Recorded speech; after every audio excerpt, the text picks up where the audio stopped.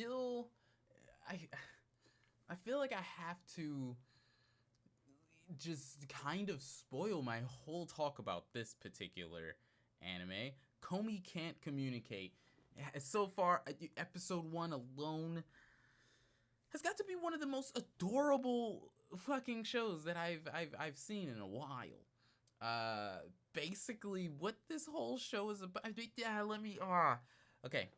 Before we get too deep, go on ahead and set that beautiful like button ablaze for me. Get yourself strapped in, a little locked in. Subscribe and join the zebra. Hi, gang, gang, gang. Because today we're talking about the first episode of Komi Can't Communicate, and it's adorable. It's adorable. And after we've gathered the first 5 or 6 episodes, we'll do a quick overview over on the Flaming Zebra 2 channel, which is down in the description. Go on ahead and subscribe there, my friends. And yeah, we are probably most likely going to have written reviews over on the zebracorner.com. And yeah, so let's go ahead and talk a little bit about it. So, Komi Can't Communicate. Adorable as shit. Starts off beautiful animation of some random cat for whatever reason, and we meet our character Komi, who is very silent, and then eventually we end up meeting Tadano, who ends up also meeting Komi. Who is this girl who just gives off the vibe of pure perfection, like entirely, right? But as we go on throughout the episode, we find out exactly why the show is called Komi Can't Communicate. Oh, my Lanta. So, we find out that throughout the whole episode, we see that everybody's super interested in Komi. Komi is like the most popular girl in school. Everyone adores her. Everyone finds something amazing about her, right? To the point that people in the classroom want to beat the shit out of Tatano just for sitting beside her, happening to have his seat beside Komi. Little crazy, little sus. But yeah. But they're doing this whole.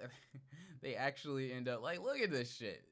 They have a boom microphone ready to just hear her talk, right? But they don't understand at all or notice anything weird about her not really talking. So it was her turn to kind of give a like an introduction to herself. And instead of talking, she walks up to the chalkboard and goes ahead in the most elegant way possible, just writes her name on the board and then just walks away, and everybody cheers. And like you know when she's in her I am very scared mode, because her eyes are very much like a cat's eyes, an anime cat's eyes, I guess you could say. But yeah. And as the episode goes on, eventually Tadano, I believe is his name. Yes, Tadano, ends up passing out, like falling asleep in some way, and then waking up and hearing Komi talking to her little kitten. My cat is doing something very dumb out there. Talking to her little plushie, and is just like, why can't I talk? Why can't I talk? I wish I could talk. And then Tadano does what main character has to do and just throws out the question. Why can't you talk to people? What is wrong? You know, why are you bad at talking to people?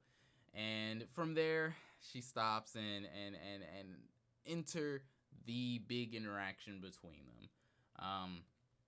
They end up having a big, seemingly breakthrough with the chalkboard. She basically ends up believing, for whatever reason, she believes that everybody in the classroom, everybody in the world, everybody around her just hates her, despises her, wishes she was never there. She's not able to understand the insane amounts of like adoring admiration, there we go, that people around her have for her. And she's only capable of communicating through writing on the board, which of course Tadano eventually picks up on and begins his communication through the board. And they go through this whole little like, what is it called, montage of them just being so adorable to each other, just slightly becoming friends.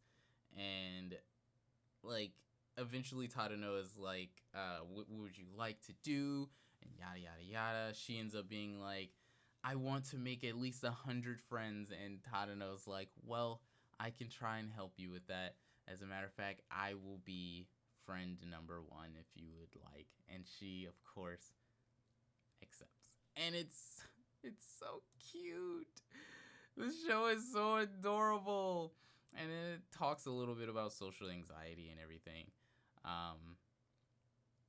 Which I guess I feel like I don't know.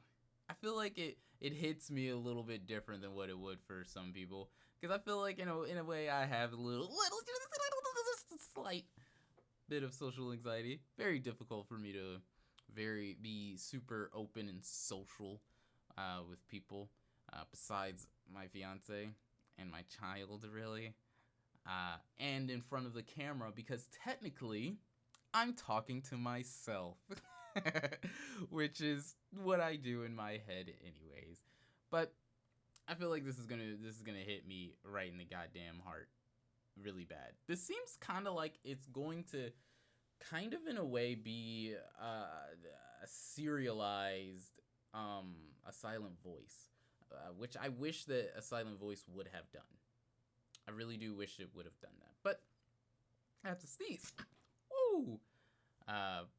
But it's gonna be an adorable watch. It's gonna be so fun. But let me know what you guys think down in the comment realm where you guys reign supremo. If you woo, if you've watched it, because yeah, that's all that I got for you. Daddy Zebra, the best on YouTube. Signing the fuck off. Have yourselves a nice rest of your day and a nice juicy chick day. Goddamn. Ciao, my friends. Don't forget to check out thezebracorner.com and the Flaming Zebra 2 YouTube channel as well. All linked down below.